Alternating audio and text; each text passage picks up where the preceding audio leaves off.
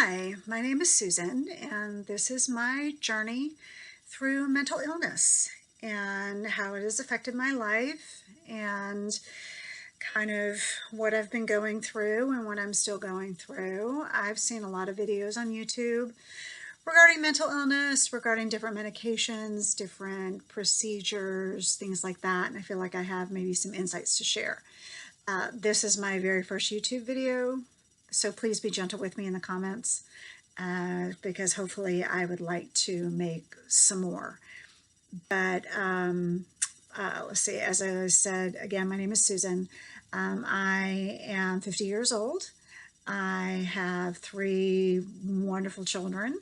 I have a stepson and I have two beautiful girls that are both grown. So it's just pretty much our youngest daughter still lives at home, but it's pretty much me and just my husband now. Been married almost 27 years. Oh my goodness, he's a very patient man. So anyway, I suffer from bipolar disorder. I have suffered from some form of mental illness pretty much my entire life. It started, I wasn't diagnosed until I was in college, but it started before then. I know that for sure. When I was first diagnosed in college, I was prescribed. One of the reasons I'm doing this is because there are so many medications, different medications that people take, and I have taken so many different medications that I felt like it was something that I should put out there. I don't know anybody who's ever seen Silver Linings Playbook.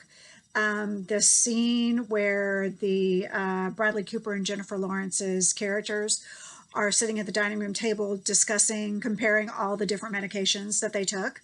When I went to see that movie, I was like, oh my gosh, I've taken that, I've taken that, I've taken that, I've taken that. And this was back when the movie came out, however long ago that was. So starting when I was 18, I took amitriptyline. That actually worked well for me, except the side effects were just incredible fatigue. I could sleep for 4 hours in the afternoon, and then I would sleep fine at night. I'm not exactly sure how I made it through my freshman year in college, but I somehow managed to do it. Sophomore, junior years were fine. My senior year started to have a little bit of a relapse, so I took nortriptyline, which the side effects weren't quite as severe as with the amitriptyline. But I took that for a few months, had basically a reprieve for about 10 years. I grew up in the South. I grew up in South Carolina in the Greenville-Spartanburg area. And so I was there from the time I was about 2 years old, 1 year old, until I graduated college. So going back to a little bit before I was diagnosed, I had not a great home life. Had a bipolar, alcoholic, abusive father. The abuse was more towards my mother than it was towards me and my siblings, although we all felt it at different points. We just didn't get the physical aspect of it. We got more of the emotional aspect of it. So as a result, in high school, when I was 14, I started drinking to, I think, help cope with my anxiety. And so I did that pretty much throughout high school, which is not a very good way to cope, especially when you come from alcoholism as a tendency in your family. So go forward and managed to make it through. My mother remarried when I was a junior in high school, and we moved, and that actually ended up being a godsend for me for at least a few years until I got into college. And so then fast forward to graduating college. I had a girlfriend that I had gone to high school with. She married right out of high school, ended up in California, and said, you need to come stay, and you need to stay for at least a month. 2 days in, I knew I was moving to California. So a little over 28 years ago, that's what I did, and I never looked back. I felt like it was a new beginning for me. And it was. I met my future husband that summer. We worked together. We'll be married 27 years in December. And like I said, I had a reprieve from what I was dealing with for about 10 years. And then, unfortunately, we have one child, our beautiful older daughter. We had her, well, we got married, we had her. I worked until she was about 3.5, and then I was stayed home with her. Got pregnant with my second child in 99. Unfortunately, my mother was dying of lung cancer at the time and passed away when I was about 6 months pregnant with her.